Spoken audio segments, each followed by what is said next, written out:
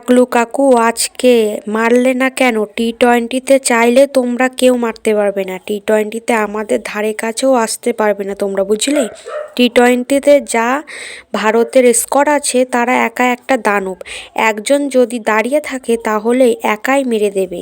টি-20তে দ্বিতীয় যে নিউজিল্যান্ড থেকে ভারতের যে ম্যাচ ছিল, 2 ম্যাচ যা মেরেছে ও কোনো এক জয় ছিল না। টিম কেমন সেট করেছে ঈশান কিষান, এটাকেই বলে আসল ওরা।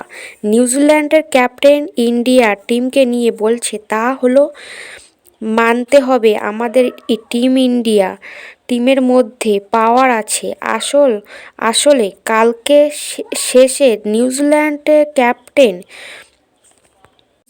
ক্যাপ্টেনে জিজ্ঞাসা করা হয়েছে যে কত রান করলে যথেষ্ট হবে। 300 রান হলে যথেষ্ট হবে। যে ক্যাপ্টেন শিওর নয় যে 300 রান করলে যথেষ্ট হবে। নিউজিল্যান্ডের ক্যাপ্টেন বলেছে যে 300 রান, 350 রানের মধ্যে কিছু হবে না। আমাদের 3 প্লেয়ার যদি দাঁড়িয়ে 3 প্লেয়ার 200 রান 15 ওভারে রান চেঞ্জ করে দিয়েছে। আমাদের মেন ব্যাটার অভিষেক শর্মা এক বলে আউট হয়ে গেছে। প্রথম বলে অভিষেক শর্মা আউট হয়ে গেছিল।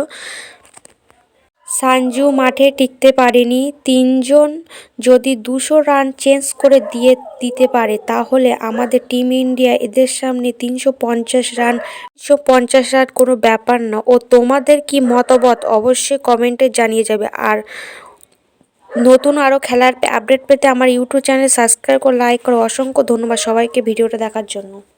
নতুন আরও খেলা আপডেট পেতে আমার ইউটিউব চ্যানেল সাবস্ক্রাইব করো। অসংখ্য ধন্যবাদ।